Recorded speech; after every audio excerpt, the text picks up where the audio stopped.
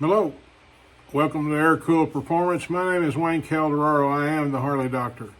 Today we're going to maybe even finish up our series on the Harley Davidson 4-speed transmission rebuild.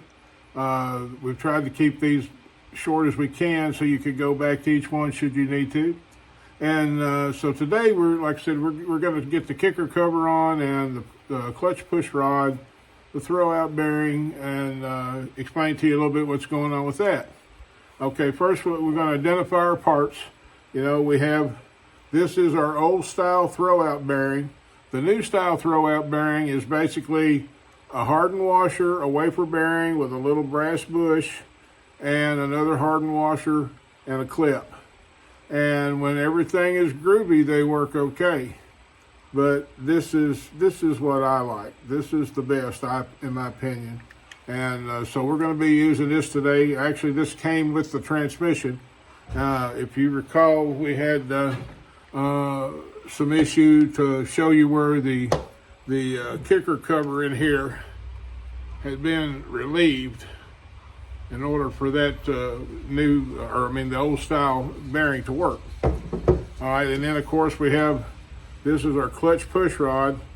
This is what rides on the throw-out bearing, and when you pull your clutch in, there is a fork in this cover that pushes this bearing in, and when it does, this other end out here is what engages and disengages your clutch so you're able to shift, take off, and what have you. All right, so with that being said, we'll go back over here to our transmission case, and to recap just a wee bit, we had these, let me get it where you guys can see, hopefully. All right, we had the main shaft lock tab we've got to bend down, and then the counter shaft lock tab we've got to secure it as well.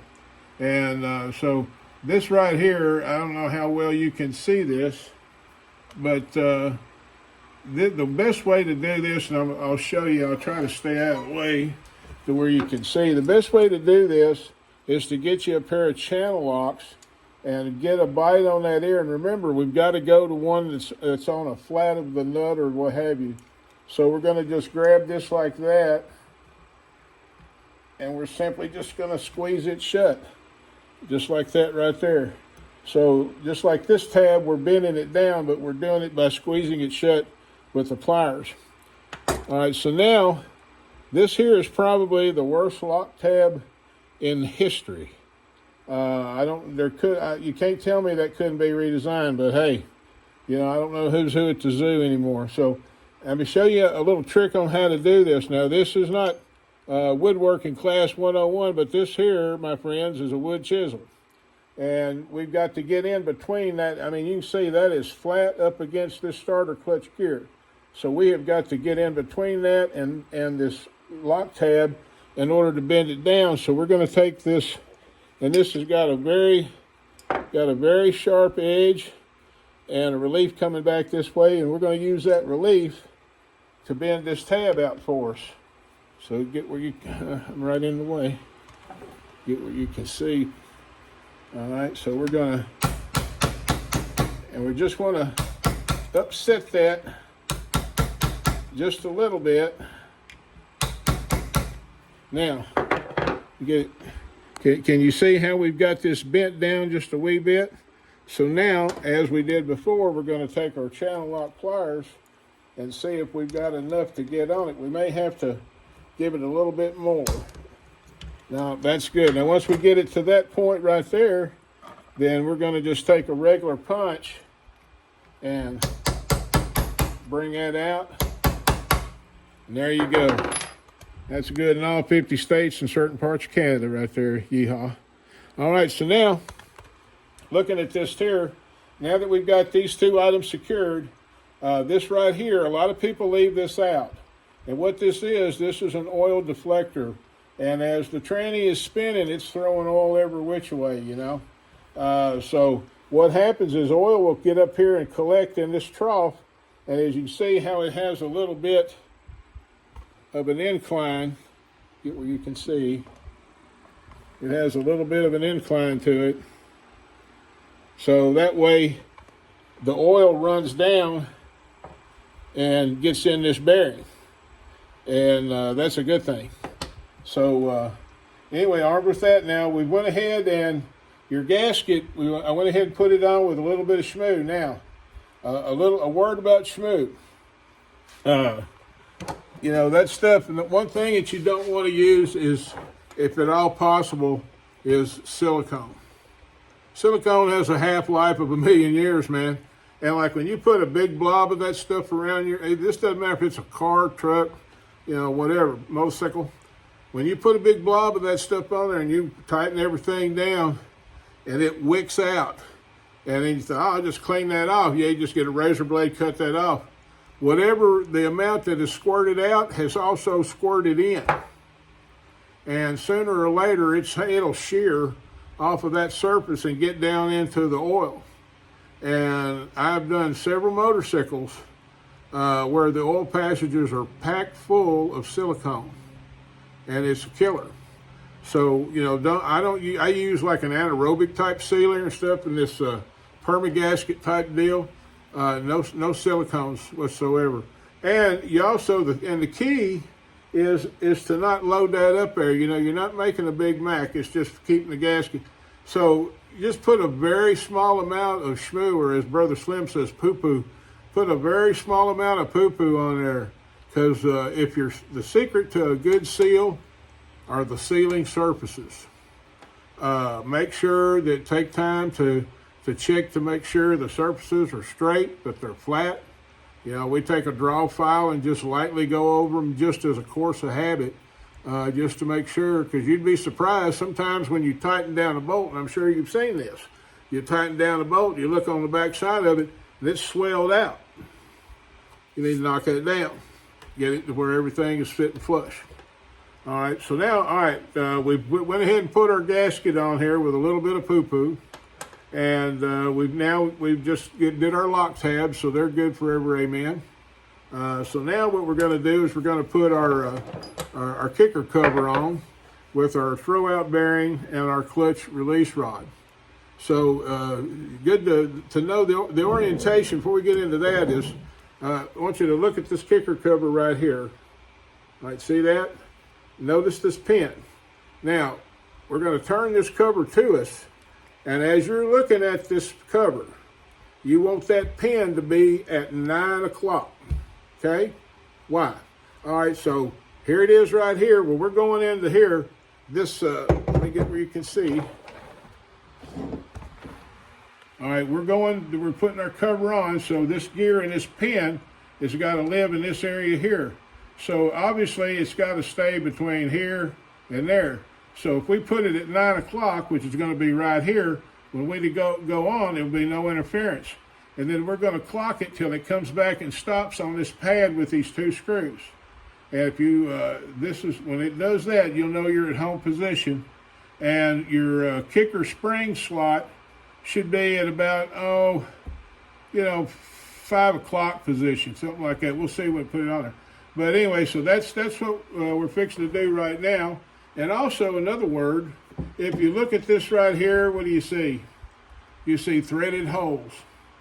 This is not the best way to do this, and we, told the customer that, but they wanted to go with the bolts. The best way to do this is with studs. Why? This is aluminum. All right, over the course of its life, this transmission will have to be serviced, worked on, whatever. So you got bolts going in and out, in and out, in and out, in aluminum. And if you notice, most of your factory trannies are this way, and as a rule, we do all of them that way, but this is what he wants. So you put studs in here. The studs are in here one time.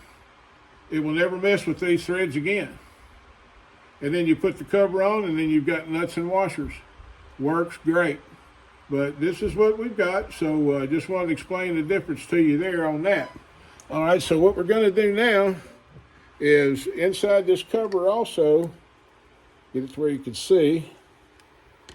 You see that fork moving right there? Get this fork right there. That fork.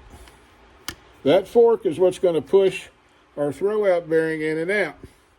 So we're going to take our throwout bearing and you can see where the notch is in it. And we're going to load that right in here in our kicker cover like so. All right.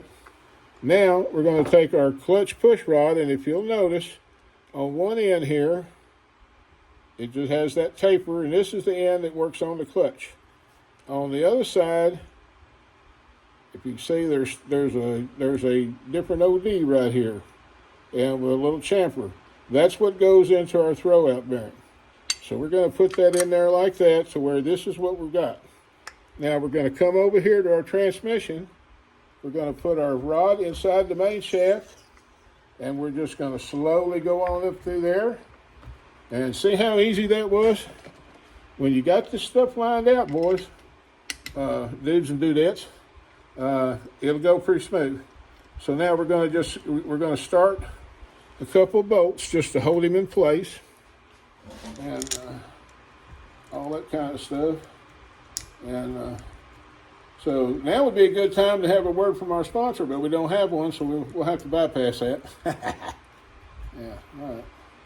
Okay, so now we've got the cover on there, and what we're going to do now is we'll put the rest of the bolts in here, and I'm going to pause this long enough to do that, because you don't need to see me put 9 bolts in, and then I'll be right back with you. All right, so we've got those bolts put in there, and I've got one more to go in right up here. It's really hard to get a ratchet on him. But you want to, when you put this stuff together, you want to make sure that you hand assemble this stuff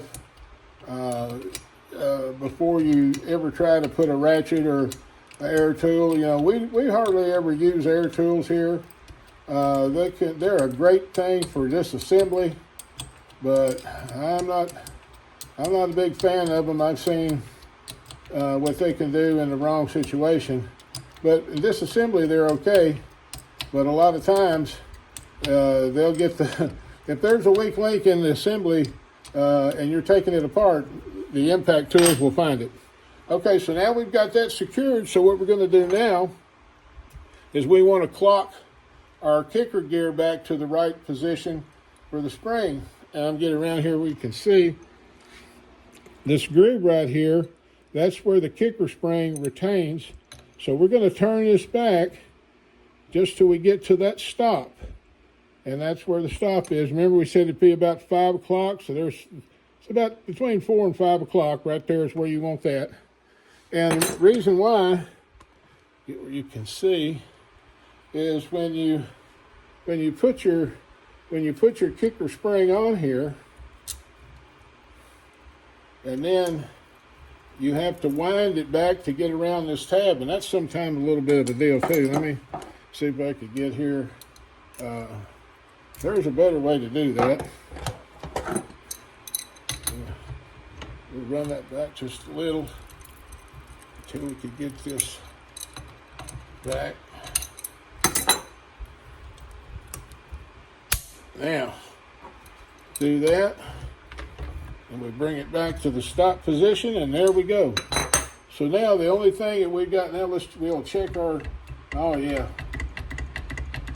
Oh, just like butter, man. Okay, so that's what we want right there. All right, well, that'll pretty much get us covered on the doing the kicker cover and so on and so forth. So just to recap, you want to make sure all your lock tabs are bent down.